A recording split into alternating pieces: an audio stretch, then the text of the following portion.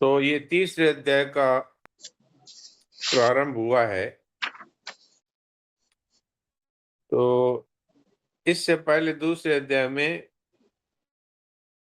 बुद्धि शब्द का प्रयोग जो हुआ, उसको लेकर अर्जुन के मन में ये शंका हो गई। बुद्धि का मतलब विवेक, इन्होंने ये मान लिया, अर्थात ज्ञान योग। तो ये कहते हैं कि आपने ये बात कही है कि ये सांख्य की बात कह करके और मुझे समझाया, अर्थात बुद्धि को उन्होंने ज्ञान योग का ही वाचक समझ लिया, जबकि भगवान है वो बुद्धि योग कह रहे थे समता की प्राप्ति कर्मयोग की दृष्टि से। समता की प्राप्ति दो तरह से हो सकती है, एक ज्ञान योग से और एक कर्मयोग से। तो अर्जुन, क्योंकि मन में पहले से ये आग्रह था कि ये कुटुंबी मारे जाएंगे, इसलिए मुझे युद्ध नहीं करना चाहिए, इसलिए उन्होंने सोचा कि मैं तो पहले ही कह रहा हूं कि मुझे आप ये युद्ध में नहीं लगा करके, और मुझे तो अपने कुटुंबियों के मारने में इसमें पाप दिखाई देता है, इसलिए मैं चाहता हूं कि इससे अच्छा तो भिक्षा का अन्न प्राप्त करके मैं अपना जीवन बिता लूं। तो यहाँ भगवान का तात्पर्य बुद्धि योग से ज्ञान योग नहीं था। यहाँ भगवान का तात्पर्य था समता। बुद्धि योग का अर्थ समता, अर्थात कर्मयोग। तो कर्मयोग की बात कर रहे थे, इसलिए भगवान ने ये भी कह दिया कि कायरता छोड़ के युद्ध के लिए खड़ा हो जा। लेकिन अर्जुन ये सोच रहे हैं कि जब ये बात कह रहे हैं कि अ, बुद्धि योग श्रेष्ठ है, तो फिर मुझे ये मार काट वाले कर्म में क्यों लगा रहे? अर्थात बुद्धि योग का मतलब वो ज्ञान योग समझ रहे। ये नियम है कि जब जब श्रोता में अपना आग्रह होता है, तो वक्ता की बातों का से अच्छी प्रकार नहीं समझ पाता। यही कारण है कि युद्ध न करने का आग्रह रखने से अर्जुन भी इस प्रकरण में भगवान के वचनों का आशय ठीक से नहीं समझ पाए। इसलिए अर्जुन ने ये कह दिया कि आपके वचन मिले हुए से मालूम होते हैं, इससे मेरी बुद्धि मोहित सी हो रही है। तो इस बात का खुलासा करने के लिए अर्जुन ने तीसरे अध्याय के शुरुआत में ही 2 श्लोकों में अपने इस शंका को रखा है कि हे जनार्दन, अगर आप कर्म से बुद्धि अर्थात ज्ञान को श्रेष्ठ समझते हैं, तो फिर मुझे इस युद्ध रूप घोर कर्म में क्यों लगा रहे हैं? आपके इस तरह मिले हुए से वचन मेरी बुद्धि को मोहित सी कर रहे हैं, इसलिए आप दोनों में से एक निश्चय की हुई बात मुझे कहिए, जिससे मैं कल्याण को प्राप्त हो जाऊं। तो यह जनार्दन संबोधन दे के मानो सब लोगों के कल्याण करने वाले हैं आप, तो मेरा भी आप ऐसी बात मुझे कहेंगे जिससे मेरा कल्याण होगा, अर्थात मुझे श्रेय की प्राप्ति होगी, अर्थात मेरी याचना आप पूरी करेंगे।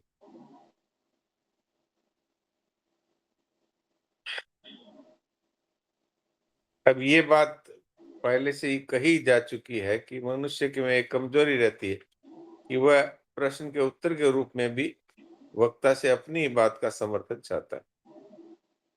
तो अर्जुन भी इसी बात का समर्थन समझ रहे हैं कि भगवान कह तो रहे हैं बुद्धि की बात, लेकिन मुझे कह रहे हैं कि युद्ध करो। तो बुद्धि का अर्थ ज्ञान है, तो ज्ञान में तो संसार का त्याग करना होता है। तो इसलिए वो दोबारा से ये प्रश्न कर रहे हैं कि मुझे क्या करना है, ये आप स्पष्ट रूप से बताइए जिससे मेरा कल्याण हो। यदि आप कर्म से ज्ञान को श्रेष्ठ मानते हैं, तो फिर मुझे युद्ध रूप घोर कर्म में क्यों लगा रहे? बुद्धि योग्य पद से संबुद्धि समता की बात भगवान ने कही थी 39वें श्लोक में, परंतु अर्जुन ने उसको ज्ञान समझ लिया। वे भगवान से कहते हैं कि आपने पहले कहा कि मैंने सांख्य में ये बुद्धि कह दी है, उसी को तुम योग के विषय में सुनो।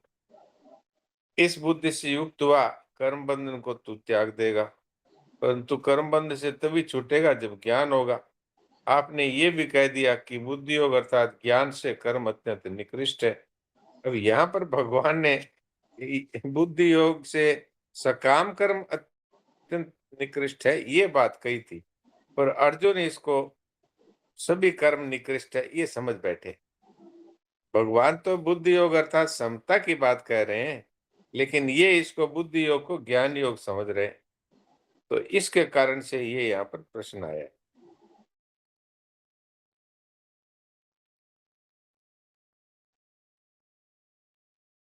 पहले तो अर्जुन इस जोश में आए थे युद्ध करने, और भगवान से कहा कि देखता हूं मेरे सामने कौन है जो दो दो हाथ करता है मेरे से, तो इसलिए रथ को दोनों सेनाओं के बीच में खड़ा करिए। भगवान ने जब दोनों सेनाओं के बीच में खड़ा कर दिया और सामने भीष्म जी और द्रोण जी को देखा, तो फिर अर्जुन के मन में ये बात आई कि मैं अपने कुटुंबियों को और गुरुजनों को मारने के लिए थोड़ी आया हूं। तो अर्जुन के मन में मोह अर्थात ममता जागृत हो गई, इसलिए उनकी वृत्ति युद्ध से हट करके और ज्ञान की तरफ चली गई।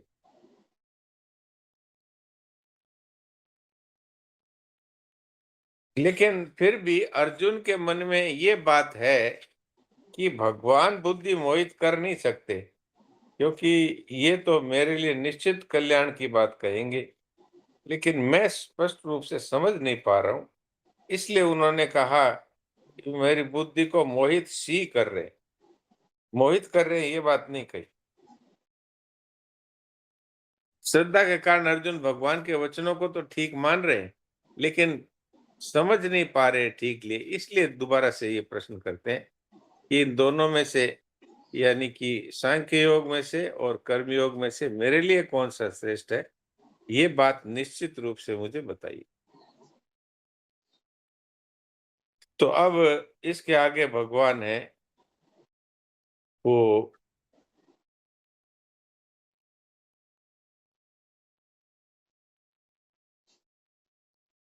इन दोनों निष्ठाओं के विषय में भगवान इसके आगे के श्लोक में और उससे आगे भी 3 श्लोकों में मिले वैसे वचन क्यों कह रहे हैं, इस विषय में इसका उत्तर दे रहे हैं। हे निष्पाप अर्जुन, इस मनुष्य लोक में 2 प्रकार से होने वाली निष्ठा मेरे द्वारा पहले कही गई है।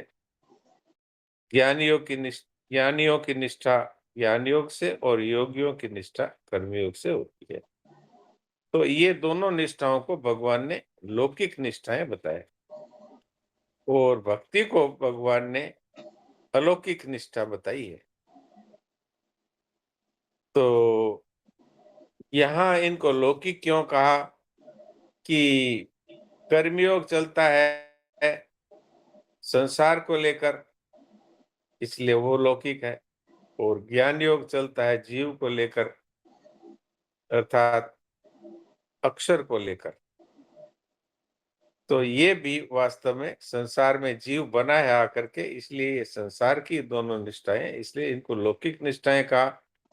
और ये है साधक की निष्ठा, इस दृष्टि से भी इसको अलग बताया।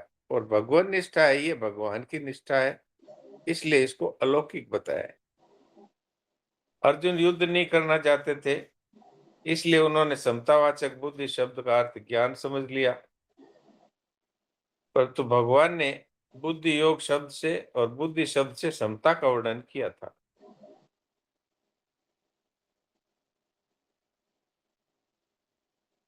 भगवान कहते हैं कि इस लोक में अर्थात मनुष्यों के लिए ये 2 तरह की निष्ठाएं हैं, क्योंकि और तो कोई प्राणी न कर्मयोग का पालन कर सकते हैं न ज्ञान योग का पालन कर सकते हैं, तो इसलिए ये मनुष्यों के लिए निष्ठा कही। तो अर्थात लोके लोके का अर्थ संसार भी, लोके का अर्थ मनुष्य शरीर भी समझना चाहिए।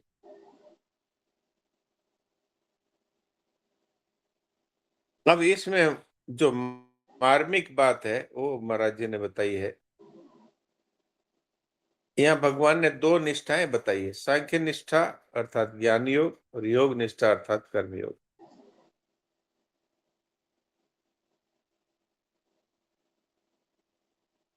जैसे लोक में दो तरह की निष्ठाएं हैं, लोक में दो तरह के ही पुरुष है। पुरुष का अर्थ यहाँ पर क्षर और अक्षर, ये व्यक्ति से नहीं लिया गया।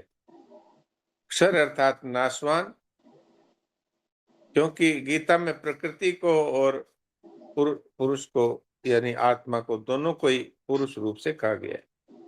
तो यहाँ क्षर अर्थात नाशवान शरीर संसार और अक्षर है ये है अविनाशी स्वरूप। तो क्षर की सिद्धि असिद्धि, प्राप्ति अप्राप्ति में सम होना कर्मयोग है, और अक्षर में स्थित होना ये ज्ञान योग। क्षर से विमुख होकर अक्षर में स्थित होना अर्थात अपने स्वरूप में स्थित हो जाना ज्ञान योग है, और संसार की प्राप्ति अप्राप्ति में समता रखना ये कर्मयोग है। लेकिन इनसे विलक्षण जो योग है वो है भक्ति योग। वो परमात्मा से संबंधित है। वह परमात्मा अक्षर से तो अतीत है ही, और अक्षर अर्थात स्वरूप से भी उत्तम है। अतः शास्त्र में और वेद में पुरुषोत्तम नाम से कहा गया। ऐसे परमात्मा की सर्वथा शरण हो जाना यह भगवान निष्ठा अर्थात भक्ति योग है। तो अक्षर अर्थात ये नाशवान की प्रधानता से कर्मयोग है, अक्षर अर्थात अविनाशी की प्रधानता से ज्ञान योग है, और परमात्मा की प्रधानता से भक्ति योग।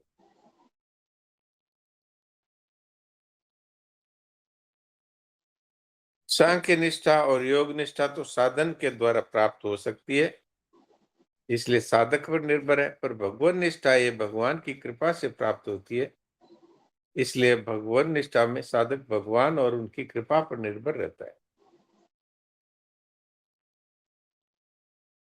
अब ज्ञान योग में ज्ञान योग में ज्ञान योगियों की कैसी दृष्टि रहती है? तो दृष्टि रहती है कि प्रकृति से उत्पन्न संपूर्ण गुण ही गुणों में बरत रहे हैं, अर्थात प्रकृति में ही सारी क्रियाएं हो रही, चाहे वो गुणों में हो चाहे वो इंद्रियों में हो। वास्तव में मेरा इनसे कुछ भी संबंध नहीं है, ये ज्ञान योग है। समस्त क्रियाओं में कर्तापन के अभिमान का त्याग। कर्मयोग है, इसमें वर्ण आश्रम के अनुसार जो शास्त्र विहित कर्तव्य कर्म सामने आ जाए उसको कामना का सर्वथा त्याग करके लोगों के हित की दृष्टि से, संपूर्ण प्राणियों के हित की दृष्टि से सिद्धि असिद्धि में सम रहते हुए करना, ये कर्मयोग कहलाता है। तो कर्मयोग और ज्ञान योग इन दोनों निष्ठाओं को लौकिक कहा गया है, और भक्ति योग को अलौकिक निष्ठा कहा गया है। जीव और जगत की मुख्यता है ये लौकिक निष्ठाएं हुई, और भगवान की मुख्यता है ये भगवान निष्ठा हुई भक्ति योग। तो ये मूल बातें आपकी सेवा में रख दी। अब कोई विशेष बात चलाई।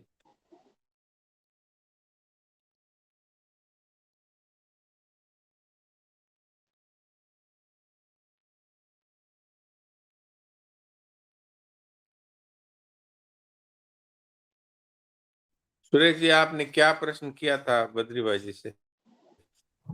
मैंने तो ये पूछा था डॉक्टर साहब कि मतलब ये अर्जुन सिंह ने भी कल्याण की बात पूछी थी, तो हम लोग साधकों के लिए भी यही होना चाहिए क्या भी हमें मतलब हमारा कुछ भी करें मतलब मकसद या ध्येय कल्याण का ही होना चाहिए, इस तरह की बात जिससे आई थी हाँ, कोई। ये इसका मैं आपके प्रश्न को इस तरह से समझा कि प्रत्येक मनुष्य में कल्याण की बात छिपी हुई है, वो चाहे पूछे चाहे ना पूछे।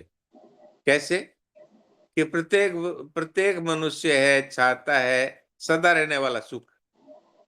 वो कैसे मिलेगा? वो कर्मयोग भक्ति योग या ज्ञान योग का संपादन करेगा तभी मिलेगा। तो इनमें से क्या करूं मेरे लिए उचित क्या है कि जिससे मुझे सदा रहने वाला सुख यानी जिसमें दुख का मिश्रण ना हो ये मिले। अथवा हर व्यक्ति ये चाहता है कि मैं मरूं नहीं। तो अमर अमरता का अनुभव मुझे कैसे हो, ये भी मनुष्य चाहता है, चाहे वो कह पाए या न कह पाए। तो सदा रहने की इच्छा और सर्वथा आनंदमय जीवन की प्राप्ति, और कोई भी मनुष्य अज्ञानी नहीं रहना चाहता, अर्थात ज्ञान की जिज्ञासा। तो ये सभी में मनुष्यों में रहती है कि मैं सब कुछ जानूं, मैं सदा अमर रहूं और मेरे जीवन में कभी दुख ना आए। तो ये जीव मात्र में ये बात अंदर है। अब वो न पूछना चाहे अथवा न पूछना जानता हो, तो वो एक अलग बात है। लेकिन ये सब में ही ये चीज है, क्योंकि हमारे स्वरूप में ये तीनों चीजें हैं, और हम स्वरूप को भूल गए और शरीर और संसार को सत्य मान गए। लेकिन ये जो जो ये जो हमारे स्वरूप के अंदर जिन चीजों की आवश्यकता, जिस जो कि हमारे स्वयं में स्वतः है और उनको हम भूल गए हैं, उनको प्राप्त करने की बात, यानी अमरता, स्वाधीनता और सुख रूपता, इन तीनों की जो मांग है, वो हमारी मिट नहीं सकती। आप इसीलिए देखो कि मांग तो आनंद की है, लेकिन ढूंढता है वो संसार में। तो संसार में तो भोग और ऐश्वर्य है, वो सोचता है इससे मुझे आनंद मिल जाएगा, लेकिन इससे आनंद मिलता नहीं और जन्मता मरता रहता है। संसार के ज्ञानों को ही वो मानता है कि एक से एक मैं खोज कर लिए, वैज्ञानिक खोजें कर ली और एक से एक नए-नए आविष्कार करके देखता है। ये भी ज्ञान की प्राप्ति की ही वास्तव में इच्छा है, लेकिन वो संसार के ज्ञान को ही ज्ञान मान करके लगा हुआ है, और हर समय मैं सुखी रहूं, इसके लिए वो धन इकट्ठा करता है, खूब भोग इकट्ठे करता है, लेकिन उसको मिलता नहीं है। तो बात ये है कि वो चाहता तो है मैं कभी ना मरूं, मैं सदा सुखी रहूं और मैं सब कुछ जान जाऊं, लेकिन ढूंढता वो गलत जगह है। ये है, इसलिए ये जिज्ञासा सभी में रहती है। मैं ये अर्थ समझ पाया आपके प्रश्न का। नहीं, नहीं, यही जी। ठीक है डॉक्टर साहब, जो आपने समझा है ना, बिल्कुल यही था। और दूसरा एक अभी आप जो सुना रहे थे ना, और एक विचार और आया था डॉक्टर साहब, कि ये जी। प्राय क्या होता है कि ये साधकों की ये शिकायत रहती है कि हम सत्संग में रहते हैं जब, तो हमारी जैसे ये बात रहती है, बाद में नहीं रहती। तो हम लोग ऐसा क्या करें जिससे, इसमें आया है ना एक जगह कि हर चीज को, कोई भी क्रिया कर्म व्यवहार करे तो उसमें भगवान को बीच में ले आए तो अपने आप ही ठीक हो जाएगा और भगवान की याद भी बनी रहेगी। तो उसके लिए क्या थोड़ा सा है, वो थोड़ा और बता ये तो ये तो आपने अचूक उपाय बताया है कि मनुष्य कितना भी जोर लगाता है, तो भी वो है तो आखिर मनुष्य ही। लेकिन अगर भगवान को साथ में ले लेते तो सर्वशक्तिमान है, सर्वज्ञ है और भक्तवत्सल है, दयालु है, पतित पावन है। तो अगर भगवान को याद करके और वो जो कुछ भी करे, तो चाहे वो लौकिक कार्य हो, चाहे वो पारमार्थिक कार्य हो, सभी में उसको हरि स्मृति सर्व विपद विमोक्षणम, भगवान की स्मृति से सब तरह की विपत्तियां दूर हो जाती है। तो इसलिए अगर कोई भी साधन करें, उसमें अगर भगवान के ऊपर निर्भरता हो जाए, इसलिए कर्मयोग में भी अपने पीछे हमने पढ़ा था कि भगवान ने कर्मयोग में भी ये बात कह दी कि मेरे परायण होकर के जो इसमें लग जाते हैं, वो बड़ी सुगमता से सिद्धि प्राप्त कर लेते हैं। तो ये बात बिल्कुल ठीक है कि हमें, हमारे ये बात क्यों हो जाती है कि बात सुनते हैं, बराबर सुन रहे हैं, लेकिन फिर भी जीवन में नहीं आती। उसका कारण ये है कि भगवान की स्मृति साथ में नहीं है। इसलिए क्या है कि भोगों की और संग्रह की इच्छा के रहते रहते ही हम ये सब सुनते हैं, शरीर को सत्य मानते हैं, संसार को सत्य मानते हैं, ये मानते मानते ही सुनते हैं। तो इसलिए ये बातें सुन तो लेते हैं, जब तक सत्संग में रहते हैं तब तक तो अच्छा लगता है, फिर भूल जाते हैं। उसका कारण ये है कि भगवान की स्मृति साथ में नहीं है। तो इसलिए चाहे कोई भी साधन करें, भगवान की स्मृति साथ में रखें, तो उस साधन में बड़ी तेजी हो जाएगी। और एक बात जो बार बार महाराज जी कहते थे और अपने भी बातचीत में आ रही है कि एक लक्ष्य की जब तक अपने को लगन नहीं लगेगी कि भाई हमारा लक्ष्य क्या है, हमारा लक्ष्य है कि मनुष्य शरीर प्राप्त करके और परमात्मा की प्राप्ति अथवा स्वरूप का बोध, तो इस लक्ष्य से बड़ा भारी काम होता है। जैसे व्यापारी का ये लक्ष्य रहता है धन कमाना है, तो उसकी लगन ही लग जाती है। भोजन आया हुआ पड़ा है, वो भोजन नहीं करता। कोई बात करना चाहता है तो उससे बात भी नहीं करता। वो बस रुपया ही कमाने में लगा हुआ है। इसलिए अगर एक लक्ष्य हो जाए तो बड़ा काम हो सकता है। नारायण। हाँ, समय हो रहा था, किसी भी भाई ने कोई बात पूछनी हो तो पूछ लो। अच्छा, प्रणाम। हाँ। प्रणाम प्रणाम। अच्छा डॉक्टर साहब, तभी जो शास्त्र में और वेदों में जो कहा गया है कि वो पुरुषोत्तम नाम से प्रसिद्ध है क्योंकि अक्षर से भी अति उत्तम है, तो ये इसीलिए इसलिए उनको पुरुषोत्तम कहा गया, वो सर्वशक्तिमान है।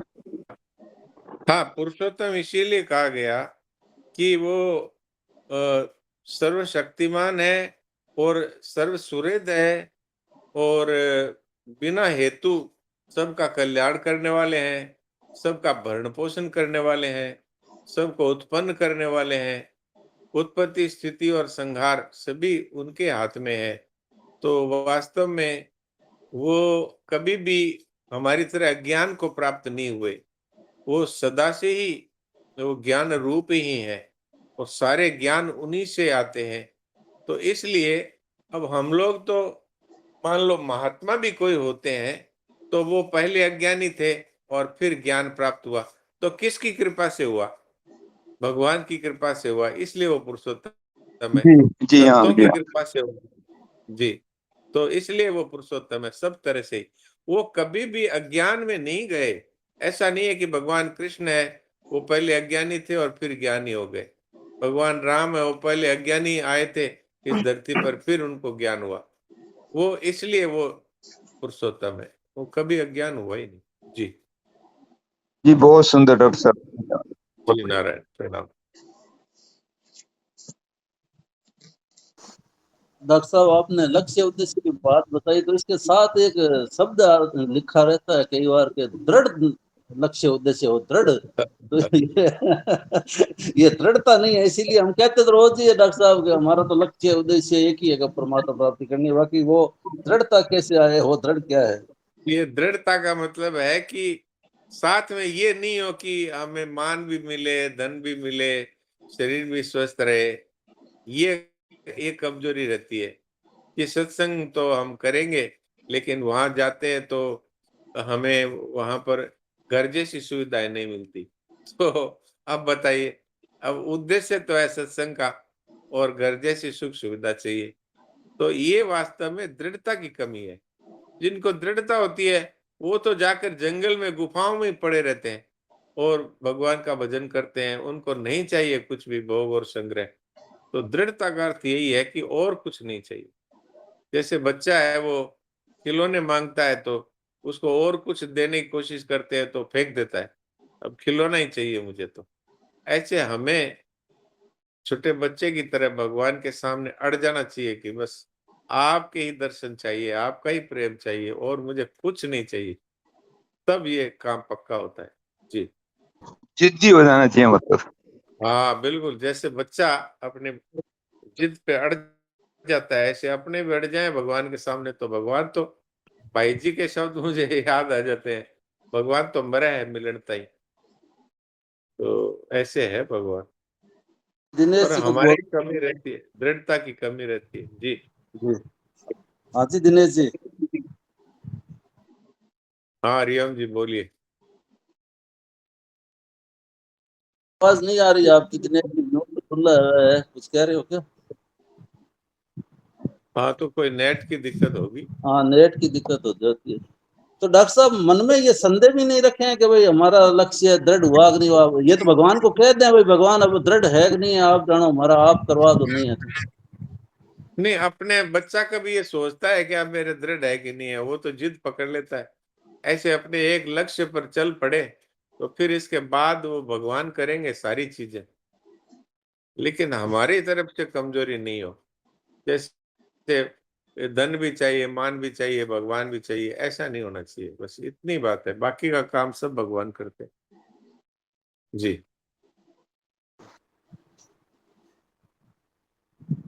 हाँ, तो अब कोई बात को पूछनी है तो पूछो, नहीं तो फिर भजन सुने कोई। हाँ जी।